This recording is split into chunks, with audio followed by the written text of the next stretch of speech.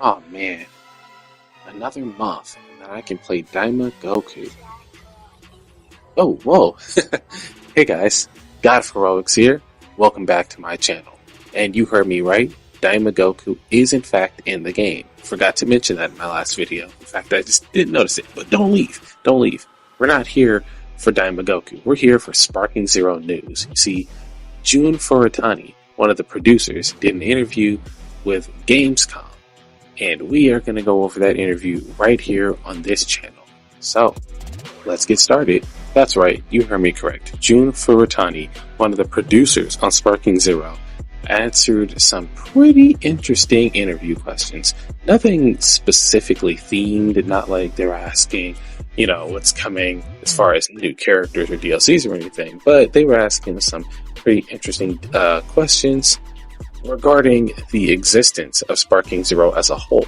The first question he was asked is, what was the incentive for reviving the Budokai Tenkaichi series after so many years? He does state that he is aware that the Tenkaichi franchise is extremely beloved, and he thanks all of us for being such loyal fans, even years forward. He also states that there are a bunch of games that are put out to basically fill the gap for all of us fans.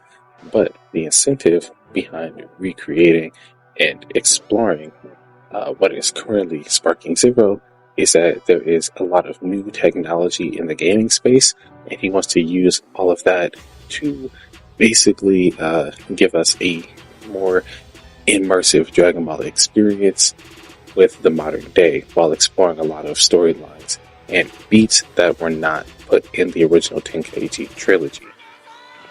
So essentially, they just want to take everything that has happened in the Dragon Ball franchise to date, or a lot of what has happened, and basically put it into the new game, while also allowing players to feel more like they are part of the Dragon Ball world than ever before.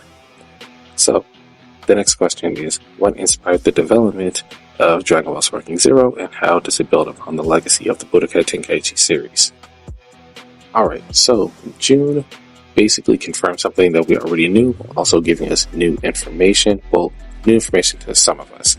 One, he says that Sparking Zero is a spiritual successor or a direct sequel to the Tenkaichi trilogy. And he also says that they went with the Sparking title because in Japan, Tenkaichi 3 was known as Sparking Meteor, so it's a continuation or a new installment to the Sparking franchise. With this game being a sequel, he thinks that it is very important for us to play the original 3 games to basically experience new stuff while also having extreme nostalgic memories of the past. So we're going to get new mechanics, new moves, new story beats, all sorts of stuff, but at the same time, while a new experience is saying, we're also going to feel like it is familiar as far as what we're seeing and also how we're playing it. They basically took everything that we had before, the mechanics, the fundamentals, the battle system, and just evolved it so that it's familiar to everyone, but it's also extremely easy for new people to get into. And on to the next question. What improvements have been made since Budokai Tenkaichi 3? Alright, an extremely long-winded answer, but that can be easily summarized. Basically, he's saying that the changes that were made, or the improvements that were made rather, are done for the sake of making the game feel more like Dragon Ball.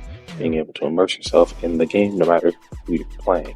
Destructible environments, reactions from the weather, basically the entire world reacts to the battle that you and your opponent are having. And that just adds to the effect of making the game feel more like you're in it rather than just being a part of it. Now, question 4 says, could you tell us more about the episode battle mode and the impact of players' decisions? I absolutely love everything that he said regarding this. So basically what he's saying is that with episode battles and player decisions, that there are going to be moments in the story very reminiscent of Budokai Tenkaichi 2 where you can make certain choices that are going to impact the story, like beating an enemy that your character was not supposed to be within the actual story and things of that nature. There are going to be important moments where you get to make your own choices, and based on those choices, the story forward will adapt to those choices that you made and also choices that you didn't make. So that's going to be a very important part of the game, especially since, from what we know, there are no what-if stories that you can explore.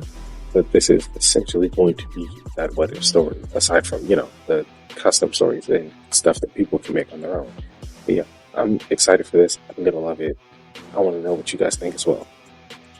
But speaking of custom stories, and almost done here, we have 2 more questions. Question 5 is actually regarding those custom stories.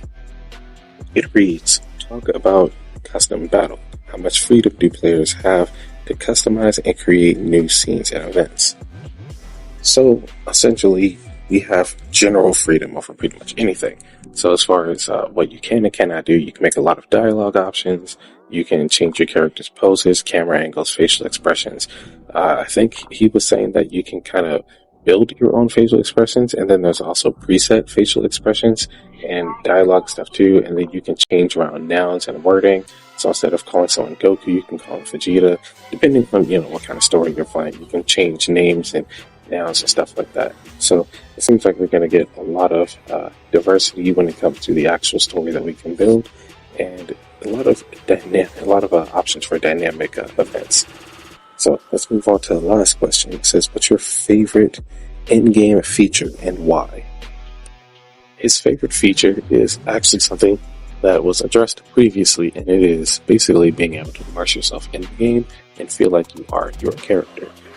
Every character has different moves. They have different features and effects that happen based on it, the way other characters react to it when they're fighting, the way that the environment reacts to it, the background reacts to their style, even the way that camera angles and the shakiness of the camera reacts.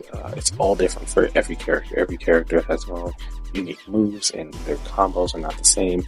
So every character has details within their moveset that is basically like a callback to something that they did in the franchise. So essentially they took their actual fighting styles and implemented them in the game with no copies, essentially. And he said so he hopes that all of that is noticed, and I have to say, with a lot of the videos that I've seen, it is noticed that this is the case, because a lot of people have done speculations on the different moves that are in the game and where in the show that they actually came from. And with that being said, that is going to wrap up the interview and all the questions. Definitely go see the interview yourself if you want to know its exact wordings. I will link it in the description, and while you're down there in the description, definitely check out the links that I've left there to my personal socials. Don't forget to like the video, subscribe to the page, hit the notification bell. If you have any comments, critiques, questions, or whatever, definitely leave them in the comment section. And now for now, I will see you guys in the next video. Peace.